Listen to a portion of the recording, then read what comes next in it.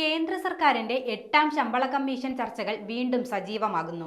2016 ജനുവരിയിൽ നിലവിൽ വന്ന 7ാം ശമ്പള കമ്മീഷന്റെ കാലാവധി 2026 പൂർത്തിയാകുന്നതോടെയാണ് പുതിയ ശമ്പള കമ്മീഷനുമായി ബന്ധപ്പെട്ട ചർച്ചകൾ സജീവമായത്.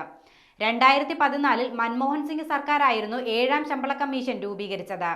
2014 രൂപീകരിച്ച കമ്മീഷന്റെ ശുപാർശകൾ 2016 ജനുവരി 1 മുതലാണ് നടപ്പിലായത്.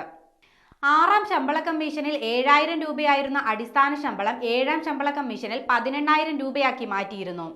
2.57 ഫിറ്റ്മെന്റ് ഫാക്ടർ ആയിരുന്നു ഈ പരിഷ്കരണം. എംപ്ലോയീസ് യൂണിയനുകൾ 3.67 എന്ന ഉയർന്ന ഫിറ്റ്മെന്റ് ഘടകം ആവശ്യപ്പെട്ടിരുന്നെങ്കിലും ഇത് കമ്മീഷൻ അംഗീകരിച്ചില്ല. പുതിയ ശമ്പള കമ്മീഷനിൽ 2.86 ഫിറ്റ്മെന്റ് ഫാക്ടർ ആയിരിക്കുമെന്നാണ് പ്രതീക്ഷിക്കുന്നത്. ഈ കണക്ക് അടിസ്ഥാനമാക്കി കേന്ദ്ര സർക്കാർ ജീവനക്കാരുടെ അടിസ്ഥാന ശമ്പളം 51,480 രൂപയായി മാറിയേക്കും.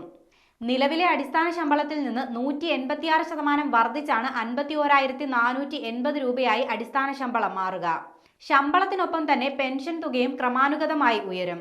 നിലവിലെ അടിസ്ഥാന പെൻഷൻ തുകയായ 9,000 രൂപ വർദ്ധിച്ച് 25,740 രൂപ ആകുമെന്നാണ് കണക്കുകൂട്ടലുകൾ. നിലവിൽ 8ാം ശമ്പള കമ്മീഷൻ എപ്പോൾ രൂപീകരിക്കുമെന്ന് പ്രഖ്യാപിച്ചിട്ടില്ലെങ്കിലും 2025-26 സാമ്പത്തിക വർഷത്തിലെ ബജറ്റിൽ ഇത് പ്രഖ്യാപിക്കുമെന്നാണ് ദേശീയ മാധ്യമങ്ങൾ റിപ്പോർട്ട് ചെയ്യുന്നത്. 1 കോടിയിലധികം കേന്ദ്ര സർക്കാർ ജീവനക്കാരും പെൻഷൻകാരുമാണ് രാജ്യത്തുള്ളത്. 2024 ജൂലൈയിൽ അവതരിപ്പിച്ച 2024-25 കേന്ദ്ര ബജറ്റിന് മുൻപ് 8ാം ശമ്പള കമ്മീഷൻ രൂപീകരിക്കുമെന്ന് റിപ്പോർട്ടുകൾ ഉണ്ടായിരുന്നെങ്കിലും അത്തരമൊരു പ്രഖ്യാപനവും ഉണ്ടായില്ല.